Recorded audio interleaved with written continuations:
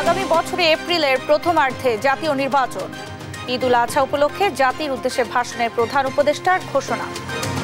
আমি আজ দেশবাসীর কাছে ঘোষণা করছি যে আগামী জাতীয় নির্বাচন 2026 সালের এপ্রিলের প্রথমার্ধের যে কোনো একটি দিনে অনুষ্ঠিত হবে। এই ঘোষণার ভিত্তিতে নির্বাচন কমিশন উপযুক্ত সময়ে আপনাদের কাছে নির্বাচনের বিস্তারিত রোডম্যাপ প্রদান করবে।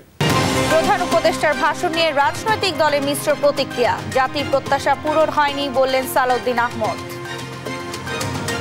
এই বিষয়ে আমাদের প্রতিক্রিয়া হচ্ছে যে জাতির প্রত্যাশা পূরণ হয়নি।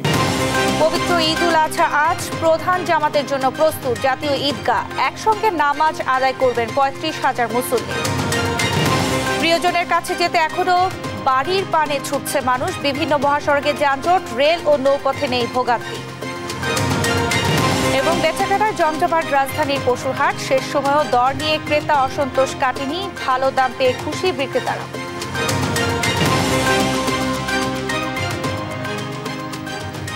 সংবাদ রাতে দেখছিলেন সংবাদ শিরোনাম, সঙ্গে আছি আমি শারমিন নাসি। এবারে থাকছে বিস্তারিত। 2026 সালের এপ্রিলের প্রথমার্ধে হচ্ছে আগামী জাতীয় নির্বাচন। ঈদ উল আজহা উপলক্ষে জাতির উদ্দেশ্যে শুক্রবার রাতে দেয়া ভাষণে এই ঘোষণা দেন প্রধান উপদেষ্টা ডক্টর মোহাম্মদ ইউনূস। এ সময় একটি পরিচ্ছন্ন, উৎসবমুখর, শান্তিপূর্ণ ও গ্রহণযোগ্য একটি নির্বাচন দেওয়ার অঙ্গীকার করেন তিনি। জানান আগামী মাসে দেয়া হবে জুলাই সনদ। বিস্তারিত ইউসুফ ভুইয়ার রিপোর্টে। সবাইকে আমার সালাম জানাচ্ছি। আসসালামু আলাইকুম। পবিত্র ঈদ উল আজহা উপলক্ষে শুক্রবার সন্ধ্যায় জাতির উদ্দেশ্যে ভাষণ দেন প্রধান উপদেষ্টা ডক্টর মোহাম্মদ ইউনূস। এ সময় দেশবাসীকে ঈদের শুভেচ্ছা জানান তিনি। শুরুতেই আপনাদের সবাইকে জানাই পবিত্র ঈদ উল আজহার শুভেচ্ছা। ঈদ মোবারক। ভাষণে তুলে ধরেন নির্বাচন, জুলাই আগস্ট গণহত্যার বিচার অগ্রগতি, রাষ্ট্র সংস্কার ও দেশের উন্নয়নের রূপরেখা মহিমান্বিত করে গরিব বান্ধব। 2026 সালের এপ্রিলের প্রথমার্ধে আগামী জাতীয় নির্বাচন অনুষ্ঠানের ঘোষণা দিয়ে প্রধান উপদেষ্টা বলেন, নির্বাচন নিয়ে সুবিধাজনক সময়ে বিস্তারিত রোডম্যাপ দিবে নির্বাচন কমিশন। আগামী জাতীয় নির্বাচন 2026 সালের এপ্রিলের প্রথমার্ধের যে কোনো একটি দিনে অনুষ্ঠিত হবে। এই ঘোষণার ভিত্তিতে নির্বাচন কমিশন উপযুক্ত সময়ে আপনাদের কাছে নির্বাচনের বিস্তারিত রোডম্যাপ প্রদান করবে। ডক্টর ইউনূস বলেন, এ সরকারের বড় দায়িত্ব হলো একটি পরিচ্ছন্ন, উৎসবমুখর, শান্তিপূর্ণ, বিপুল অংশগ্রহণের পরিবেশে একটি নির্বাচন অনুষ্ঠান করা, যাতে করে দেশ ভবিষ্যতে নতুন সংকটে না পড়ে। এ সময় আগামীর বাংলাদেশ গঠনে বুঝে শুনে ভোট দেওয়ার আহ্বান জানান। এই সরকারের একটি বড় দায়িত্ব হলো একটি পরিচ্ছন্ন, উৎসবমুখর, শান্তিপূর্ণ, বিপুলভাবে অংশগ্রহণের পরিবেশে একটি নির্বাচন অনুষ্ঠান করা, এমন একটি নির্বাচন আয়োজন করা যাতে করে দেশ ভবিষ্যতে নতুন সংকটে না পড়ে। প্রধান উপদেষ্টা আগামী জুলাই মাসে সকল রাজনৈতিক দলের ঐক্যমতের ভিত্তিতে জুলাই সনদ ঘোষণার প্রত্যাশা জানান। আগামী জুলাই মাসেই সকল রাজনৈতিক দলের ঐকমত্যের ভিত্তিতে একটি জুলাই সনদ প্রস্তুত করে আমরা জাতির সামনে উপস্থাপন করতে পারব বলে আশা করছি। ডক্টর ইউনূস বলেন, রাখাইনে কোনো করিডোর দেয়া হয়নি, এটি কেবলই সরকারের বিরুদ্ধে অপপ্রচার। সেই সঙ্গে চট্টগ্রাম বন্দর বিশ্বমানের অপারেটর দিয়ে পরিচালনার যুক্তিও তুলে ধরেন তিনি। রাখাইনের জন্য বাংলাদেশ করিডোর দিয়ে দিয়েছে বলে একটা অপপ্রচার চালানো হচ্ছে। আমি সুস্পষ্টভাবে বলছি, এটা সর্বৈব মিথ্যা। আগামী রমজানের ঈদের মধ্যে সংস্কার ও বিচারের বিষয়ে সরকার একটি গ্রহণযোগ্য জায়গায় পৌঁছাতে পারবে বলেও আশা প্রকাশ করেন প্রধান উপদেষ্টা। আগামী রোজার ঈদের মধ্যে। ইউসুফ ভুঁইয়া, দেশ টিভি, ঢাকা। নির্বাচনের তারিখ বিলম্বে জাতির প্রত্যাশা পূরণ হয়নি বলে মন্তব্য করেছেন বিএনপি স্থায়ী কমিটির সদস্য সালাউদ্দিন আহমদ। শুক্রবার রাতে প্রধান উপদেষ্টার ভাষণের প্রতিক্রিয়ায় এমনটা জানান তিনি। এদিকে নির্বাচন নিয়ে প্রধান উপদেষ্টার ভাষণকে ইতিবাচক হিসেবে দেখছে জাতীয় নাগরিক পার্টির আহ্বায়ক নাহিদ ইসলাম। আর সন্তোষ প্রকাশ করেছেন জামায়াতে আমির ডাক্তার শফিকুর রহমান। ইউসুফ ভুইয়ার আরও একটি রিপোর্ট।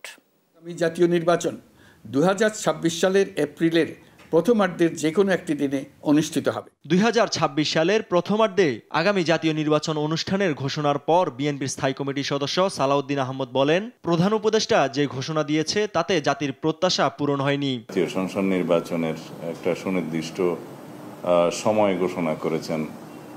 আগামী বছরের এপ্রিলের প্রথমার্ধে যে কোনো দিন জাতীয় সংসদ নির্বাচন অনুষ্ঠিত হতে পারে। বিষয়ে আমাদের প্রতিক্রিয়া হচ্ছে যে জাতির প্রত্যাশা পূরণ হয়নি। সালাউদ্দিন আরো বলেন, দেশের 50-এর অধিক দল ডিসেম্বরের মধ্যে নির্বাচন চায়। সরকার চাইলে সর্বোচ্চ জানুয়ারির মধ্যে নির্বাচন দিতে পারতেন। অধিকাংশ দল, 50-এরও অধিক দল ডিসেম্বরের মধ্যেই নির্বাচনের দাবি জানিয়ে আসছিলেন দীর্ঘদিন থেকে। আমরা যৌক্তিকভাবে ডিসেম্বরের ভিতরেই নির্বাচন অনুষ্ঠানের জন্য আমাদের বক্তব্য সবসময় উপস্থাপন করেছি। এদিকে নির্বাচন নিয়ে প্রধান উপদেষ্টার ভাষণকে ইতিবাচক হিসেবে দেখছে জাতীয় নাগরিক পার্টির আহ্বায়ক নাহিদ ইসলাম। তিনি বলেন, জুলাই ঘোষণাপত্র অনুযায়ী সংস্কার ও বিচার আগে নির্বাচনের তারিখ নিয়ে আমরা এর আগেও বলেছি, আমাদের জুলাই যদি সংস্কার এবং বিচার প্রক্রিয়াটা নিশ্চিত হয় এবং তার রোডম্যাপটা তৈরি থাকে, তাহলে নির্বাচন ডিসেম্বর থেকে জুন যে কোনো সময়ের মধ্যেই হতে পারে। সেটা এপ্রিল উনি বলেছেন, সেটা এপ্রিলও হতে পারে। অন্তর্বর্তী সরকার নির্বাচনী রোডম্যাপ ঘোষণা করায় সন্তোষ প্রকাশ করেছেন জামায়াতে ইসলামের আমির ডাক্তার শফিকুর রহমান। এছাড়াও বিভিন্ন রাজনৈতিক দল মিশ্র প্রতিক্রিয়া জানিয়েছে। ইউসুফ ভুঁইয়া, দেশ টিভি, ঢাকা। পবিত্র ঈদুল আজহা আজ। ঈদের প্রধান জামাতের জন্য পুরোপুরি প্রস্তুত জাতীয় ঈদগাহ। সকাল 7টায় একসঙ্গে 35,000 মুসল্লি ঈদের নামাজ আদায় করবেন। শুক্রবার সার্বিক প্রস্তুতি পরিদর্শন শেষে স্বরাষ্ট্র উপদেষ্টা জানান, ঢাকা সহ সারা দেশে ঈদের জামাতের নিরাপত্তায় নেওয়া হয়েছে বিশেষ ব্যবস্থা। এ বিষয়ে আরো জানাচ্ছেন এনআই নাহিদ। রাত পোহালেই দেশে পবিত্র ঈদুল আজহা। ঈদের প্রধান জামাতের জন্য এরই মধ্যে প্রস্তুত জাতীয় ঈদগাহ। বৃষ্টিতে যাতে নামাজে কোনো সমস্যা না হয় তার পুরো প্রস্তুতি শেষ হয়েছে। মুসল্লিদের নিরাপত্তায় প্রয়োজনীয় ব্যবস্থা নিয়েছে আইনশৃঙ্খলা বাহিনী।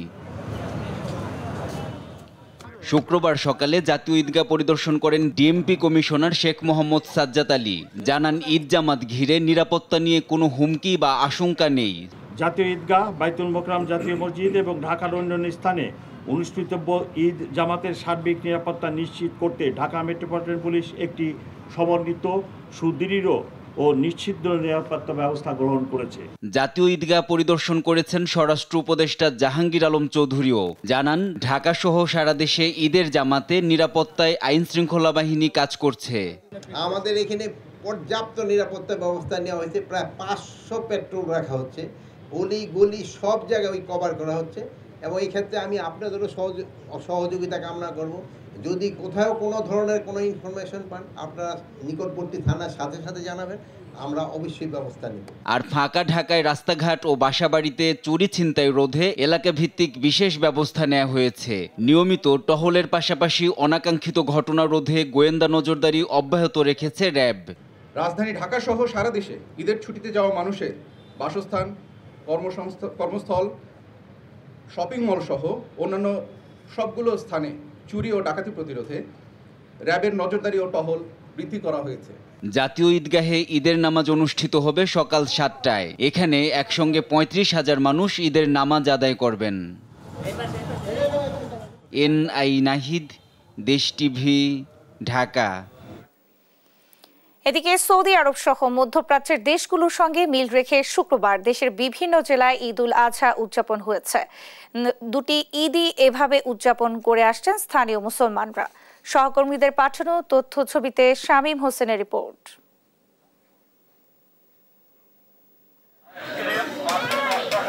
সৌদি আরব সহ মধ্যপ্রাচ্যের সঙ্গে মিল রেখে চাঁদপুরের অর্ধশত গ্রামের মানুষ ঈদুল আজহা উদযাপন করেছে। হাজীগঞ্জ সাদরা দরবার শরীফ মাঠে শুক্রবার সকাল 8টায় ঈদের প্রথম জামাতের ইমামতি করেন দরবারের পীর জাকারিয়া চৌধুরী আল মাদানী। জমহুরের সিদ্ধান্ত অনুযায়ী এই সিদ্ধান্তটা সাদরা দরবার শরীফের আল হযরত পীর সাহেব কেবলা আল্লামা ইসহাক রাহমাতুল্লাহ আলাইহি সাদরা দরবার শরীফে চালু করেছেন। 1928 সালের সেই থেকেই সাদরা দরবার শরীফে চলে আসছে এবং আশপাশের গ্রামগুলো, উপজেলা এবং বিভিন্ন বিভাগ সহ গোটা দেশের বিভিন্ন জায়গায় আজকে আল্লাহ পাকের মেহেরবানিতে ঈদের জামাত অনুষ্ঠিত হচ্ছে। ঈদ উদযাপন করেছে বরিশালের জাহাগিরিয়া শাহ সুফি মমতাজিয়া দরবার শরীফের অনুসারীরা। উৎসবের আমেজ বিরাজ করছে এলাকায়।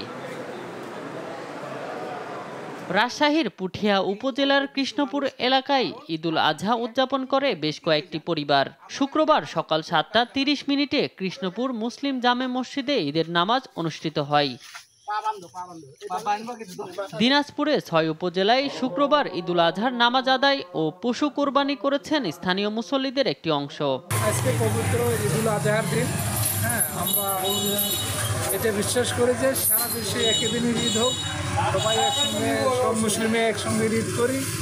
সারা পৃথিবীর মুসলমানদের সাথে একত্র মিলিয়ে আমরা আজকে ঈদুল আজহার সারা আদায় করলাম।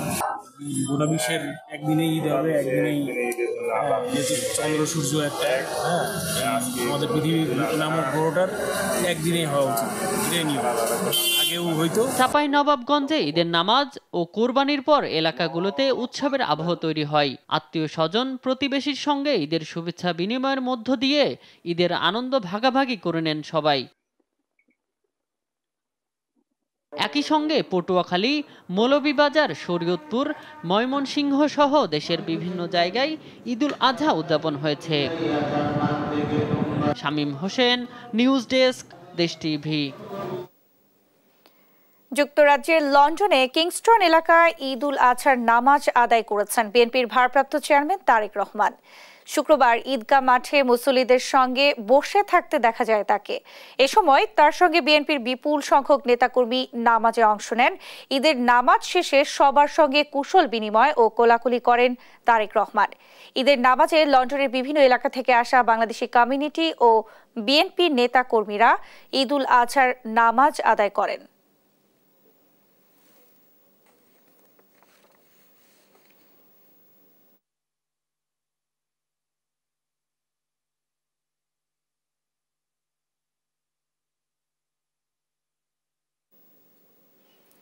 প্রিয়জনের সঙ্গে উদযাপনে সড়ক, রেল ও নৌপথ যে যেভাবে পারছেন এখনো ছুটছেন বাড়ির পথে। বাস স্ট্যান্ড ও রেল স্টেশনে ভিড় ছিল চোখে পড়ার মতো। সদরঘাট লঞ্চ টার্মিনাল পরিদর্শনে গিয়ে স্বরাষ্ট্র উপদেষ্টা জাহাঙ্গীর আলম চৌধুরী জানান, যাত্রী নিরাপত্তায় নেওয়া হয়েছে পর্যাপ্ত ব্যবস্থা। ফাহিম ইউসুফের প্রতিবেদন, জানাচ্ছেন মাহবুব তামিম। উদ্দেশ্য আপনজনের সঙ্গে ঈদ উদযাপন, তাই অগ্রিম টিকিট না পেয়েও সড়ক, রেল ও নৌপথে যাত্রা ঘরমুখ মানুষের। এবার একসাথে ঈদের সরকারি ও বেসরকারি ছুটি শুরু হওয়ায় শেষ মুহূর্তে রাজধানী টার্মিনালগুলোতে দেখা যায় যাত্রীদের উপচে পড়া ভিড়। সায়েদাবাদ বাস টার্মিনাল আশেপাশের সড়কে দক্ষিণ পূর্বাঞ্চলের অতিরিক্ত বাস চলাচলে সৃষ্টি হয় যানজট। কিশোরগঞ্জগামী যাত্রীদের অভিযোগ পর্যাপ্ত বাস না পাওয়ার। আসলে অনেক অস্বস্তি লাগছে, মানে যে অস্বস্তি বলার বাহিরে। আর সবচেয়ে অস্বস্তি লাগছে ওনারা টিকিট দিচ্ছি দিতেছে না, বা গাড়ি আইতাছে না, এরকম কোন গাড়ি আসতেছে না। 2 ঘন্টার বেশি আছে, দাঁড়ায় আছে, টিকিট পাচ্ছি না, গাড়ি নেই, এখানে জ্যামজটের লেগে গাড়ি আসতেছে না নাকি ওরা বলতেছে। এদিকে ঈদের আগের দিন কমলাপুর রেল স্টেশনে ঢল নামে ঘরমুখ মানুষের আনাগোনায় স্টেশন এলাকায় উৎসব মুখর পরিবেশ বিরাজ করছে। টিকিট না পেয়ে জীবনের ঝুঁকি নিয়ে অনেকেই চড়ে বসেন ট্রেনের ছাদে। এছাড়া সকাল থেকে কয়েকটি ট্রেনের শিডিউল বিপর্যয় হওয়ায় ভোগান্তির কথা জানান যাত্রীরা। বাবা মা আছে, ভাই বোন আছে, ছোট ভাই বোন আছে, তাদের দেখতে যেতেছি, আত্মীয় স্বজন আছে। ছাদে যাওয়ার ঝুঁকি, আর নিচে সিট খালি নেই, জায়গা ফিল আপ, এই কারণে উঠছি। ঈদ যাত্রা এই যে দুর্ভোগ আমাদের, এটা আসলে একটু খারাপ লাগে, কারণ দেখা যাচ্ছে যে কোনো কিছু শিডিউল মোতাবেক হচ্ছে না। যেমন আমাদের এই ট্রেনটা ছিল 9টা 10, এখন প্রায় 10টা আপ হয়ে গেছে, এখনো কোনো শিডিউল পাচ্ছি না আমরা। এদিকে সদরঘাট টার্মিনালে যাত্রীদের অভিযোগ সঠিক সময়ে লঞ্চ না ছাড়ার। শেষ মুহূর্তে প্রতিটি লঞ্চই ছেড়ে যায় যাত্রীদের বোঝাই করে। এখানে যারা আইছে, কেউ রাত্রে কালকে 10টায় আইছে, কেউ রাত্রে 12টায় আইছে, কেউ ভোরাত্রে আইছে। তার মানে এখন বাজ হইলো অলরেডি 12টা 11:20, এখনো কয়টায় ছাড়বো কেউ জানে না। কর্তৃপক্ষ আরো 10 মিনিট আগে আইসা বইলা গেছে যে 5 মিনিটের মধ্যে ছাড়া দিবে। 5 মিনিটের জায়গায় আরো 10 মিনিট ওভার হয়ে গেছে, তারা এখনো ছাড়তেছে না ভাই। ঈদযাত্রা ব্যবস্থাপনা পরিদর্শনে এদিন সদরঘাট লঞ্চ টার্মিনাল পরিদর্শনে যান স্বরাষ্ট্র উপদেষ্টা জাহাঙ্গীর আলম চৌধুরী। এ সময় যাত্রীদের পর্যাপ্ত নিরাপত্তার বিষয়ে আশ্বস্ত করেন তিনি। লঞ্চের যে টাইম দেওয়া আছে ওইটা থেকে তো 5-10 মিনিট এদিক হতে পারে, এর থেকে যেন বেশি না হয় এইগুলি ক্ষেত্রে দেওয়ান একটু খেয়াল রাখবা। আপনারা খেয়াল রাখবেন যেন যাত্রীদের কোনো অবস্থায় ভোগান্তি না হয়।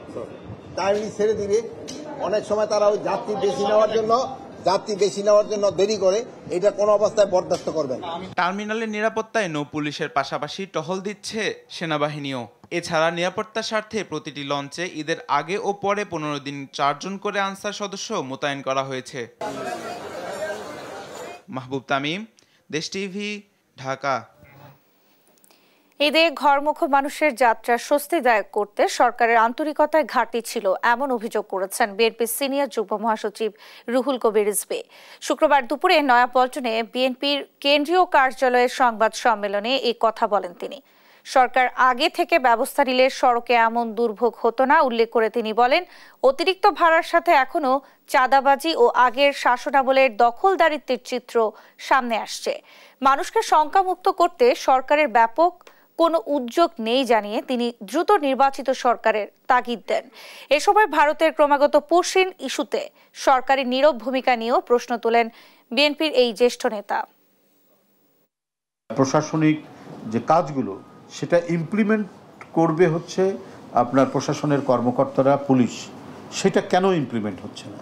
কেন আপনার এই যানজট হয়েছে? রোজার মাসে তো মোটামুটি আমরা দেখেছি অতটা যানজট হয়নি, হ্যাঁ, মোটামুটি নির্বিঘ্নে মানুষ যাতায়াত করেছে। তো এইবারে রোজার ঈদে তো এইবারে কেন এটা তৈরি? কারণ সরকার হচ্ছে মানুষকে স্বস্তি দেবে, নিরাপত্তা দেবে, কারণ সকল রাষ্ট্রীয় অ্যাপারেটাসগুলো সরকারের হাতে।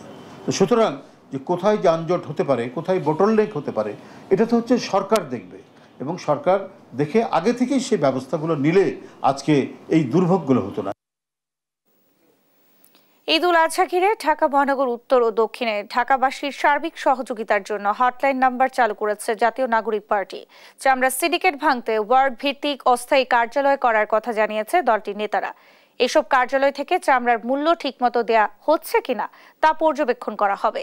ঈদ উল আজহা উপলক্ষে শুক্রবার কেন্দ্রীয় কার্যালয়ে এক ব্রিফিংয়ে এনসিপি মহানগর শাখার কর্মসূচিতে দলটির নেতারা জানান, ঈদের 3 দিন চলবে এই কর্মসূচি।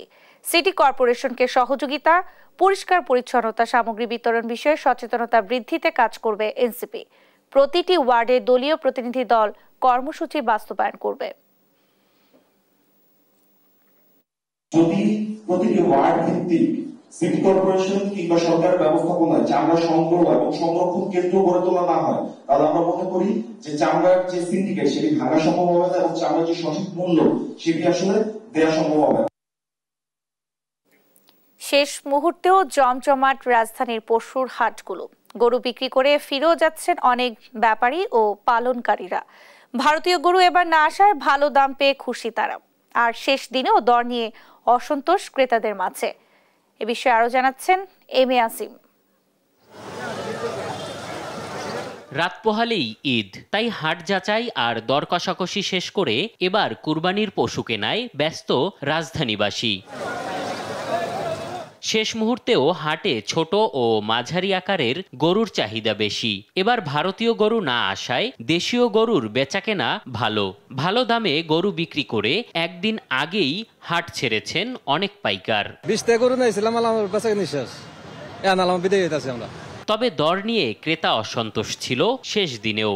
শেষ মুহূর্তে দাম আরো কিছুটা বেড়েছে বলে দাবি অনেকের। কালকে গরু অ্যাভেলেবল ছিল, কিন্তু আজকে কিছু ক্রাইসিস আমার কাছে মনে হলো, ব্যক্তিগত মতামত, এবং সেই অনুযায়ী দামটাও একটু চড়া। বাজারে গরু কম, তারপরে আপনার দাম অনেক প্রচুর। বিক্রেতারা বলছেন ভিন্ন কথা। বাজার শেষ দিকে হওয়ায় ন্যায্য দামে ছেড়ে দিচ্ছেন বলে দাবি তাদের। রাতে 238 দিছিল, বিক্রি করি নাই, অন বেচলাম 35, আর 3 কম বেচলাম, তো বেশি রাখলাম কই থেকে, না বেশি রাখিনি। এদিকে এবার হাটের কারণে সড়ক মহাসড়কে চলাচল বিঘ্নিত না হওয়ায় সন্তোষ জানান উপদেষ্টা আসিফ মাহমুদ সজীব ভুইয়া। রমজানের ঈদের থেকে একটু কিছু জায়গায় ট্রাফিক বেশি থাকার এবং জ্যামের খবর পাওয়া গেছে, তবে বেশিরভাগ ক্ষেত্রেই আমরা স্বস্তির খবরই পেয়েছি এখন পর্যন্ত। এদিকে ঈদের দিনেও কয়েকটি হাটে বেচাকেনা চলবে বলে জানান সংশ্লিষ্টরা। এম এ আজিম, দেশ টিভি, ঢাকা।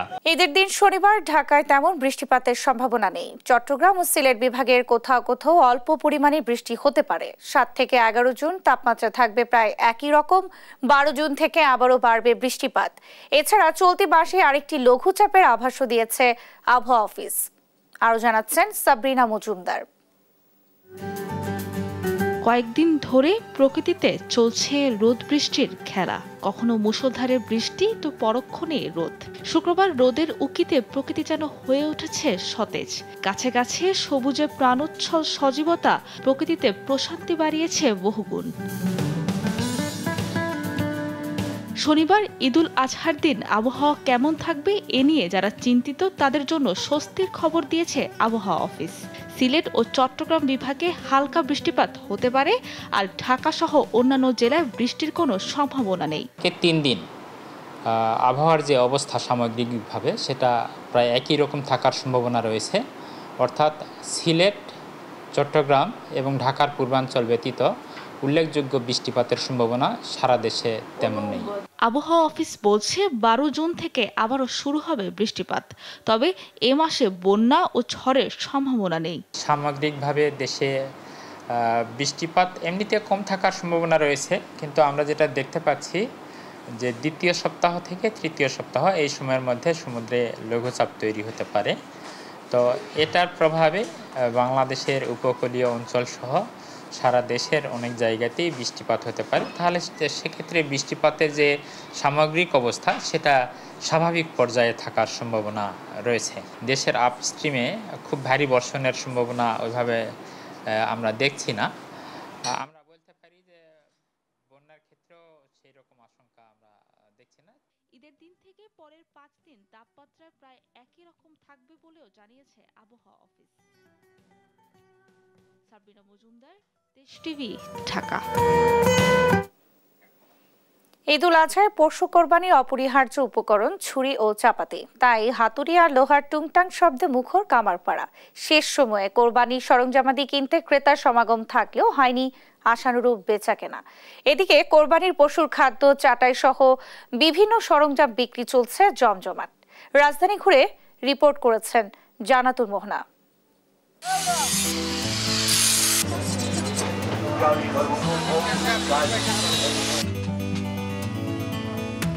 আর একদিন বাদে কোরবানির ঈদ। ছুরি, কাঁচি, দা, বটি, চাপাতি সহ কোরবানির সরঞ্জামাদি কিনতে ক্রেতারা ভিড় করছেন কারওয়ান বাজারের ঐতিহাসিক কামারপট্টিতে।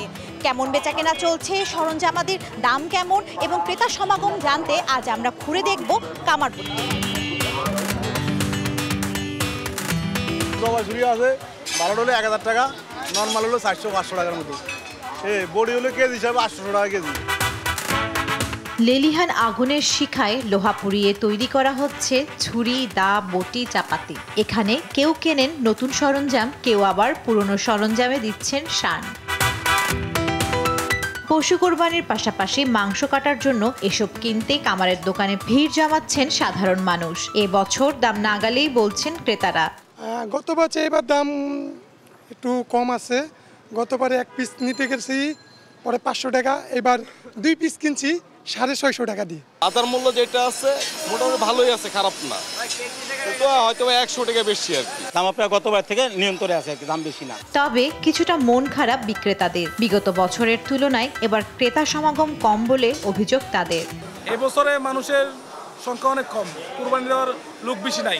সকাল থেকে যে কাস্টমারের চাপ হওয়ার কথা ছিল ওই তুলনায় কোনো কাস্টমার নাই। দূর দূরান্ত লোক তো আর আসতে পারে না, এরা ওরা হোম ডেলিভারিতে মনে করেন যে আর কি দিয়ে দেয়, 10 টাকা ভাড়া হলে মনে করেন যারা চলে যায় একটা মাল। কোরবানির ঈদ ঘিরে প্রস্তুতি শুধু পশু কেনা নয়, প্রয়োজনীয় সরঞ্জামের সঠিক বাছাইও গুরুত্বপূর্ণ।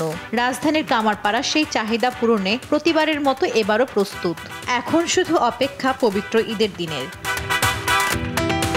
এদিকে রাজধানীতে কেনা পশুর জন্য পশুখাদ্য, কোরবানির কাটাকুটির জন্য গাছের গুঁড়ি, চাটাই সহ বিভিন্ন সরঞ্জাম বিক্রিও এখন তুঙ্গে।